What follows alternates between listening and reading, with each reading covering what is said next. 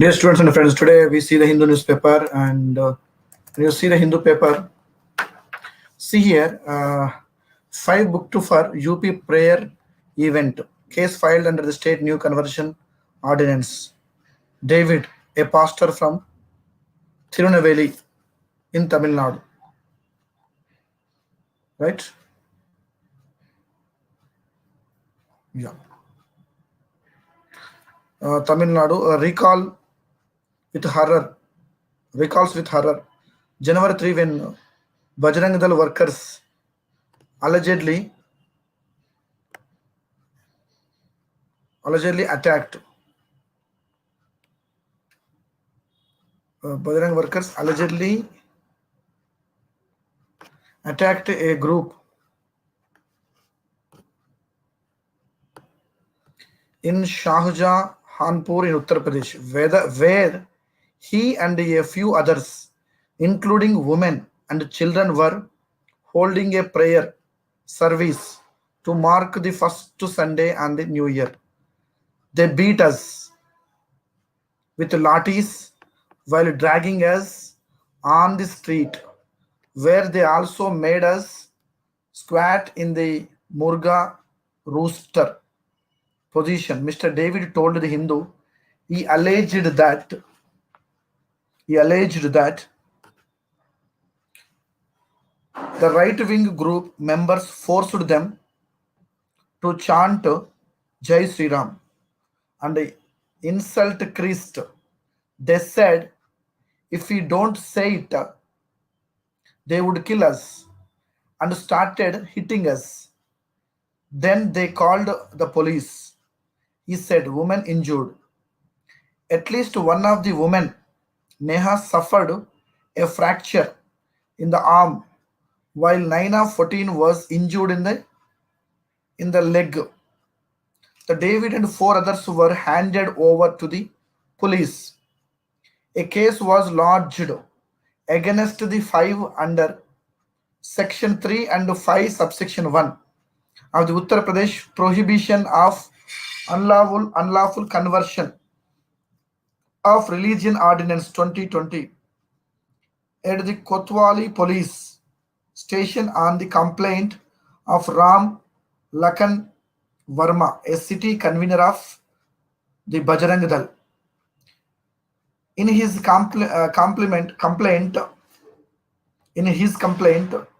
Mr. Verma said that on January 3 at 10 a.m., when he reached the premises, he found that 10 to 15 persons were attending a prayer meeting. Mr. Verma said the accused were trying to convert the group to Christianity by offering jobs and education. Apart from Mr. David, his associate Jagan, who had come to visit him from Kanyakumari, and 3 local persons, Rajat and Ajay and other people, on whose property the event was going on, were named in the FIR. Mr. David rubbished the allegations of conversion and said that people attended the prayer service voluntarily. Army well poised to counter PLA. Unilateral and provocative actions by the Chinese to change the status quo by force in more than one area on the line of actual control were responded to by the army in a firm and non-escalatory way, ensuring the sanctity of our claims in Eastern Ladakh. The Defense Ministry has said the army, it stated, was well entrenched to counter any misadventure by the Chinese forces.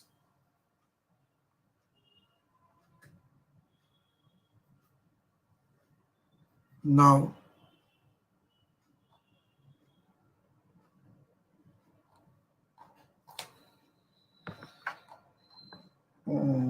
India recovery bucks global trend. Fin Minister.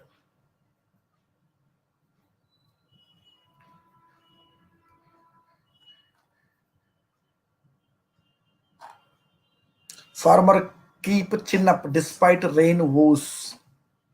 Since the heavy downpour on Monday morning, protesting farmers at the Singhu border have found ways to protest themselves from the rain by digging up roads to clear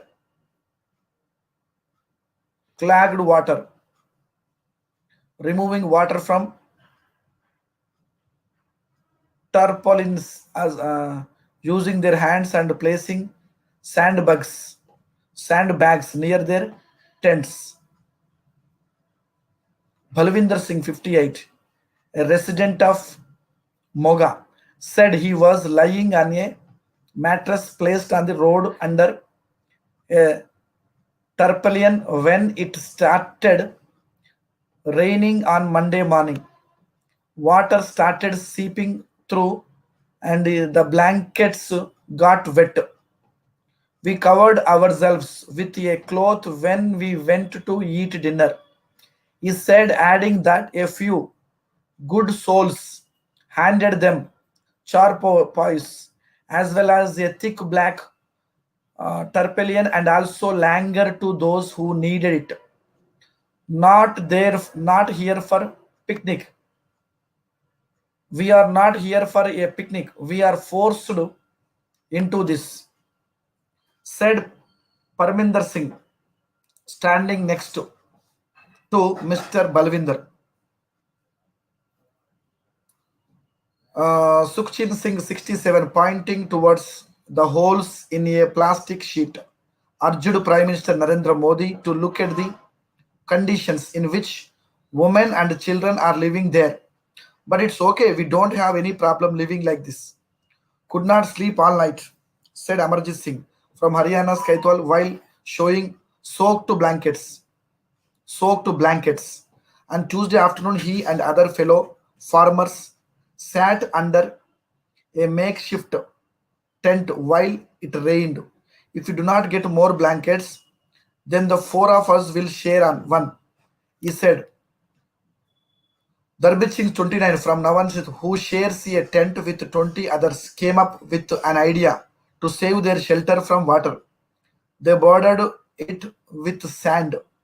We made a border with elevated sand on Tuesday morning so that water doesn't seep into our tents and beds. We have also put wood underneath our mattresses, he said. But for Ardeep Singh, 37 and 25 years old, whereas in both residents of Ludhiana, the loss was more than just blankets and mattresses. They lost kilos of vegetables, pulses, and rice. Rice, pulses, radish, and peas were lying in the open. Everything got wasted, said Mr. Virender, adding that the tarpaulin also broke because of the wind. On Tuesday, some of the road were dug up to clear the clogged water to ensure protesters don't get drenched while attending the speeches at the main stage. A waterproof tent has been put up near the stage. Women sacrifice comforts of home to join protest. My fight will fail if I go home even once, says protester. Inside a bus parked at the Singhu border, two women with their children have been residing for the last 42 days, leaving the comforts of their lavish home back in their village in Punjab. Sukhidar Kaur, 51, who claims to be the first woman to have come for the protest with her 11-year-old daughter Gursimrat Kaur and husband Rajpal Singh, has been sleeping between the two sets of seating in the bus since November 26th. Back home in Hoshirapur, we have an 8-bedroom house with 4 toilets and bath. We own 10 acres of land, and yet here we are, she said. Makeshift home inside the bus, which looks nothing less than a makeshift home, like all other tractors and trolleys. At the rear are medicines for cough, cold, joint pains, gastric issues. On the sides, the clothes she washes are put to dry. These medicines have been brought from home. So what? So that we don't have to buy anything, she said. Initially, we had come here only for 2 days, and I had brought only 3 pairs of suits. It's been 42 days. Now she added, Sukabir starts her day early, washes her face and brushes her teeth right across the road at the water tanker, after which she cooks breakfast in front of the bus. Three of us go together to a house a kilometer away where we bath and I wash our clothes. Going and coming takes us about 2 hours. She said, the woman has worked as a nursing staff for 25 years at a hospital in Ushirapur. She said, adding, if I went home even once, my fight will fail. Shahid Bhagat Singh also never took a break. Along with Miss Sukhabir stays Rupinder Kaur and her two children, Jasbir Kaur and other people. If we have come, we will win and go, she said. JNU violence a year and students await justice. A year after masked miscreants entered the JNU campus, attacked a JNU TA event at Sabarmati Tea Point and entered hotels and residential areas. Protest marches were held on the campus condemning the violence and demanding a speedy investigation into the incident.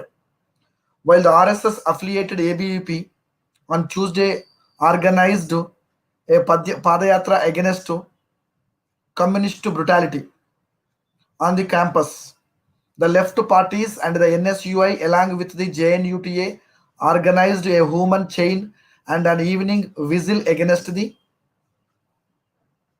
fascist attack. Blame game, the blame game that began a year ago between the left wing students and the right wing students continued, with students leaders from both sides recounting their version of what transpired on the campus that evening. With the Delhi police providing no closure, both sides demanded justice. Speaking at the vigil, JNUSU President Ashi Ghosh, who was attacked during the violence and suffered a head injury, said, we are fighting for a socially inclusive and gender inclusive JNU. And even if we are attacked again and again, we will continue to show our dissent and over speak our voice. JNUSU Vice President Saket Moon said that the gathering to observe a year was important as investigation authorities are trying to shelve the matter. Won't back, won't down. We have gathered to send a message to the government, the police and JNU administration that we have not forgotten the incident and we will not back down until the members of the ABVP who prepared the violence are not arrested, Ms. Moon said. ABVP and JNU President Shivam Chaurisha said, it is really sad to see how the communists turned violent after they could not reach an amicable solution over the fee hike issue last year. Several ABVP activists and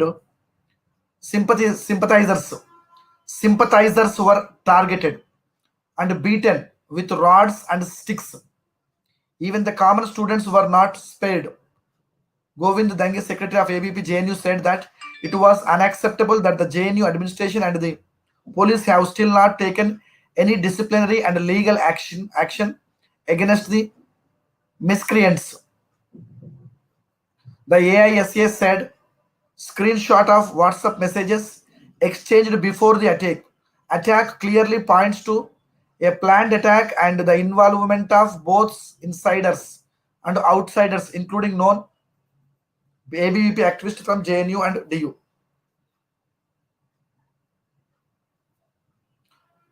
Mercury may dip from tomorrow.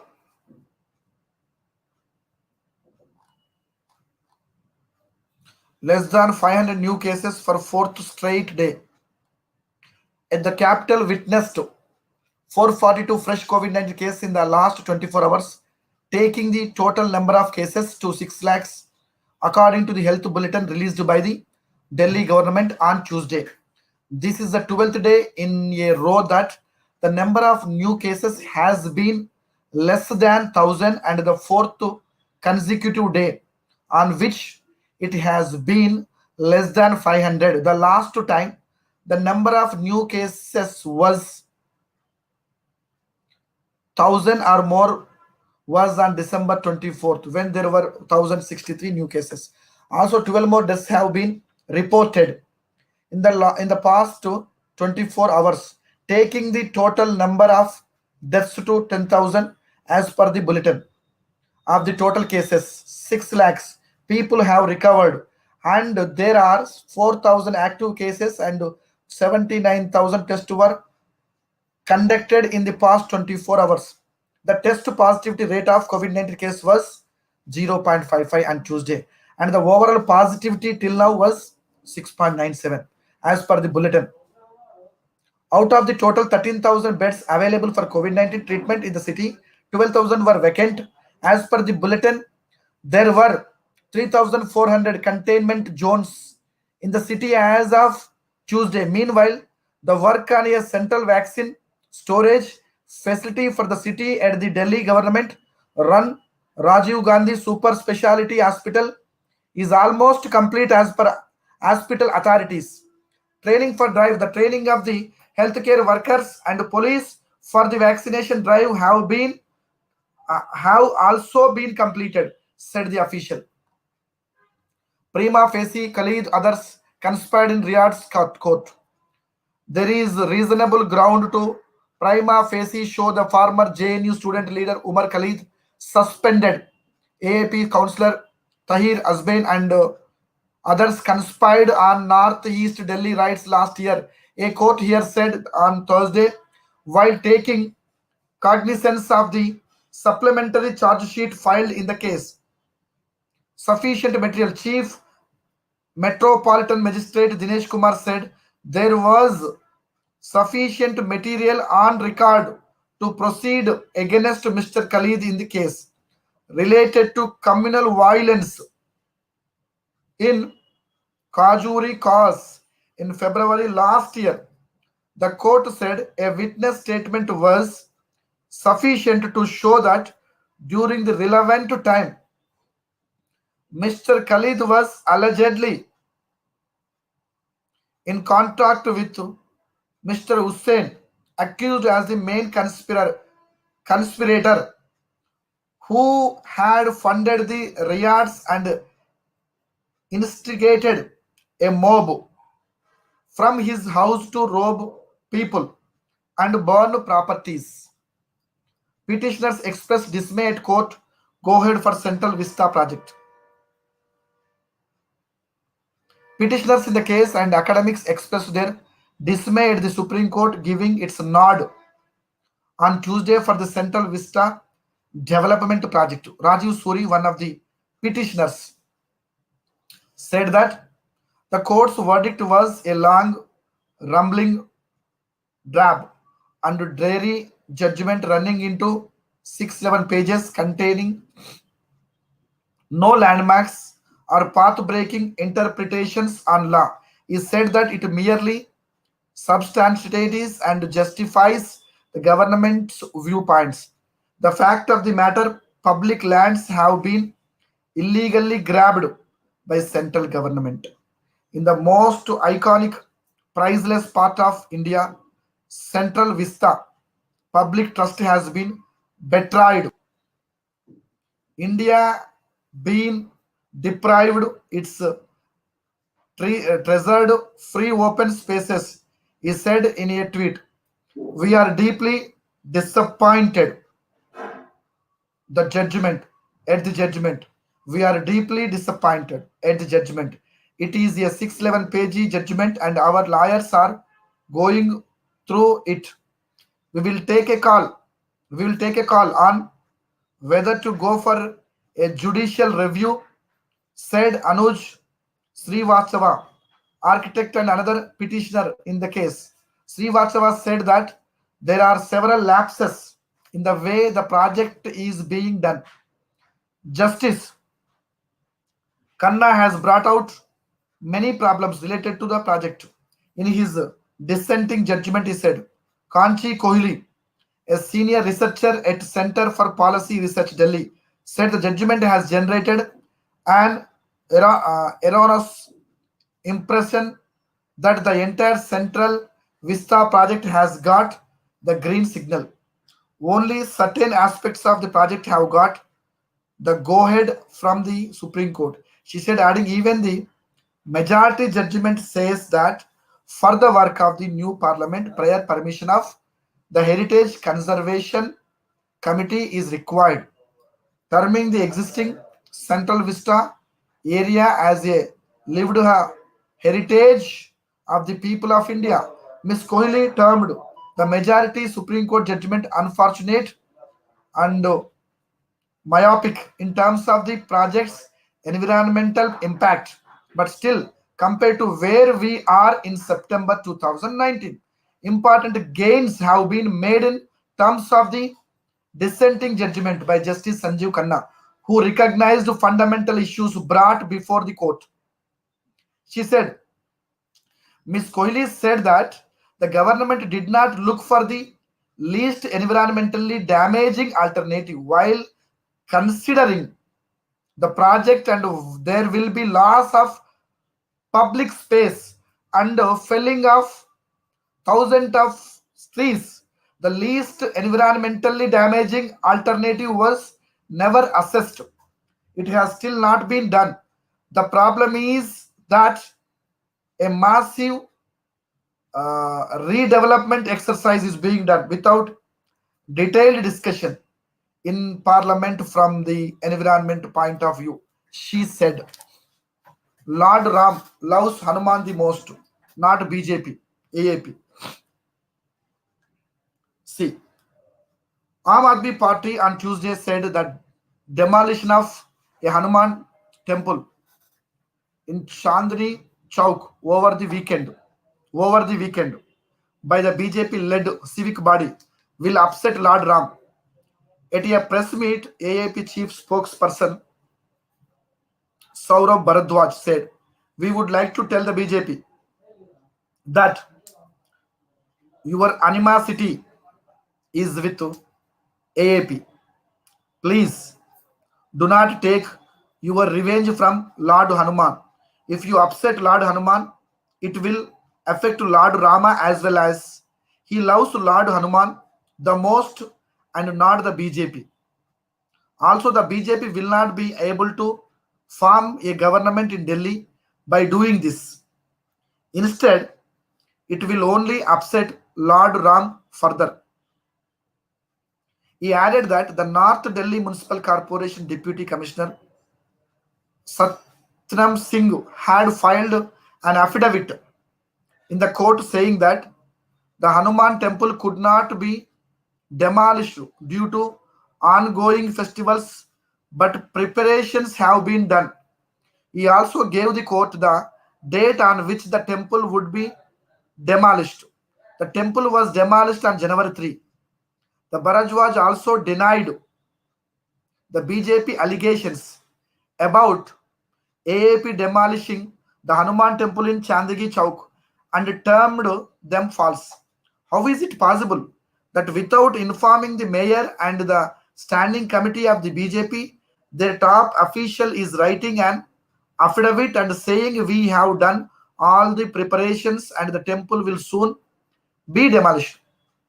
BJP leader Adesh Gupta should answer this, he added. Meanwhile, AAP MP Sanjay Singh said the BJP is showing shameful reluctance to accept demands. To protesting farmers. BJP torturing farmers. The BJP is torturing the farmers by lathi charge and tear gas. The BJP is insulting the farmers by calling them Khalistani terrorist agents of China and Pakistan. The center is not representing the citizens of India, but capitalists like Adani and Ambani. The struggle of the farmers will continue till the demands are met, Mr. Singh said. One dead, another injured in road accident. A 26-year-old man died while his colleague suffered injuries after their two-wheeler met with an accident near Punjabi Bagh flyover in West Delhi. DCP Deepak Purohit said the victims worked as salesmen at a garment shop in Kirol Bagh. The incident took place on Monday night. It is being ascertained whether the accident involved another vehicle. A case has been registered. Tiwari demands CM break his silence on demolition of temple. Ensure reconstruction of Hanuman temple, BJP tells government. The BJP on Tuesday stepped up its attack on the Delhi government over the demolition of a temple dedicated to Lord Hanuman as part of the ongoing redevelopment of Chandni Chowk. Northeast Delhi MP Manoj Tiwari demanded that Chief Minister Arvind Kejriwal break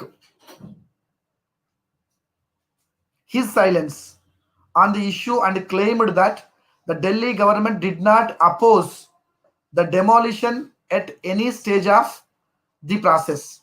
In the middle of elections, Mr. Kejriwal goes to Hanuman temple to offer prayers, but after he comes to power, he does not utter a single word when a similar temple is demolished with the approval of the chairman of the religion committee, Satyendra Jain. Mr. Tiwari alleged.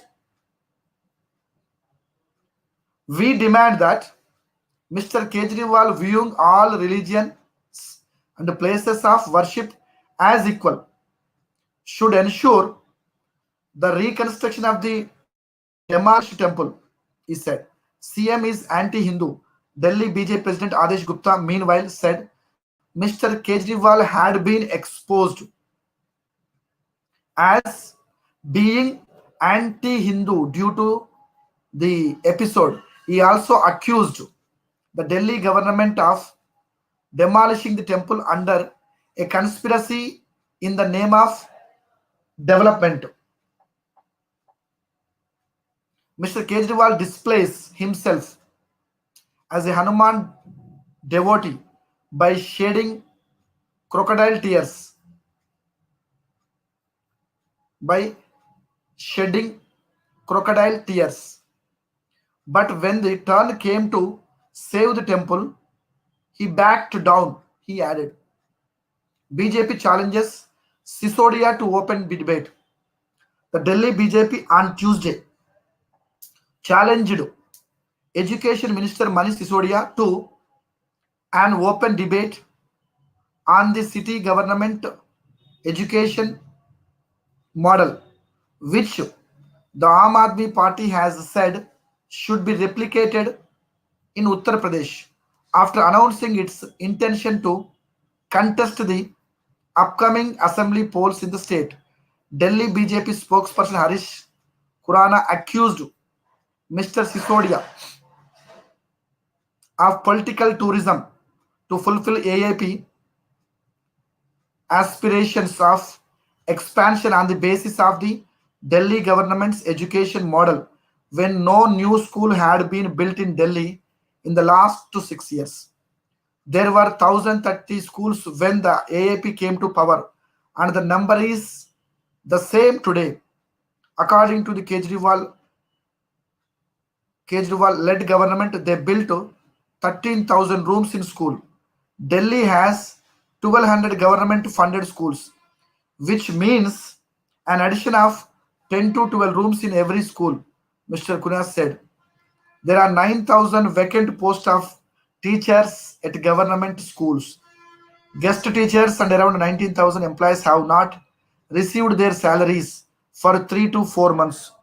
The CM and his deputy have said on Monday occasions that they want to make Delhi children doctors and engineers, but only 331 out of 1030 schools teach science. He said, adding that the government built 5 schools in the name of infrastructure and named them schools of excellence. Supreme Court unhappy with its virtual court system. No such problems in Delhi High Court next door. The Supreme Court took an unexasperated poke at the dissatisfactory functioning of its virtual court system while appreciating the Delhi High Court next door for its smooth sailing. We at the inception must not our expression at the inability of the virtual court system to work satisfactorily in the Supreme Court while there is no such problems in the Delhi High Court next door. A three-judge bench led by Justice Sanjay Kishan said in an order on Tuesday. The bench said it has been since Monday, the first day of work after winter vacations, trying to cope with patchy connectivity and disturbances. We have been trying to cope with the problem of disconnections, recordance of voice, even when there is a single person arguing, it is difficult to understand this despite more licenses stated to have been taken. The only voice we hear is the resonance of our own voices. The bench said the court directed its secretary general to look into the issue, to look into this issue. Yeah. Mm. As it is becoming very difficult to continue with the proceedings in the virtual courts in an appropriate manner. The virtual court system was introduced during the pandemic lockdown. The system has helped the Apex Court not lose even a day's work during the few past months. Civic body seizes AMU accounts. Vaccine drive run in Haryana on January 7th. Congress MLA loses opposition leader status in Assam Assembly. Center should give free vaccine to the poor, says Rajesh Tope. Maharashtra Health Minister Rajesh Tope said on Tuesday that the state government would seek more clarification from the center on the Covishield and Covaxin vaccination approved for restricted emergency use before launching a mass inoculation drive. He also urged the center to provide vaccines free to those living below poverty line. We are seeking some clarifications. We are seeking some clarifications from the center regarding the approved vaccines as they have been cleared for use, citing the emergency pandemic situation. We will raise our concerns on the vaccines at a national video conference with Union Health Minister Dr. Harshavardhan on January 7th, said Mr. Tope, adding that the center might also inform the state government in the next few days about the availability of dosages. He said that cold storage facilities and supply chains were being set up in Maharashtra and dry run would be conducted on January 8th to check for preparedness. Maharashtra will join the nationwide dry run on January 8th, which will be conducted in every district. This mock drill will help determine the efficacy of the mass vaccination system, Mr. Thope said. Speaking to reporters, Mr. Thorpe said that those living on the social margins would not be able to bear the cost of 500 for 2 doses of the vaccine and suggested that the center bear the cost of purchasing vaccine and supplying them in the state. The Thorpe said the center had already stopped the supply of masks, ventilators, and PCR kits, and the cost is now being borne by the state government. Fights from UK. He also expressed concern over the possibility of resumption of flights between India and the United Kingdom from January 8, given the prevalence of the new strain of virus that has emerged there. The state authorities have traced 95% of the passengers who landed in Mumbai from the UK, the Europe between November 25 and December 21. However, if more passengers start arriving, we will have to increase the screening and testing facilities, Mr. Thorpe said. On Monday, the State Health Department had announced that the samples of 8 UK returnees from Maharashtra had tested positive for the new strain of the SARS-CoV-2 virus. Chief Minister Uddhav Thackeray has already urged the center to help quarantine passengers who were entering Maharashtra after landing at airports in other states. Of the 8 samples, 5 are from Mumbai, 1 from Pune, and 1 each from Thane and Mira Bhayandar in the Mumbai metropolitan region. The Thorpe said all those who tested positive are stable and lodged in institutional quarantine. Ghaziabad crematorium roof collapse, NSA to be slapped against accused. Uttar Pradesh Chief Minister Yogi Adityanath has said that Murdanagar-like incidents occur because of poor monitoring of civil projects by supervising officers, and that the National Security Act would be invoked against those found guilty in investigation. An official release said cost of damage. CM also said that the cost of the damage would be recovered from the contractor and the engineer. 25 people had died after the roof of a crematorium collapsed in Ghaziabad, Murdabad area on Sunday, leading to a public outcry on the quality of material used in the project that was completed only a couple of months ago. At a meeting on Monday, the CM said such incidents were the result of poor monitoring of civil projects by senior officials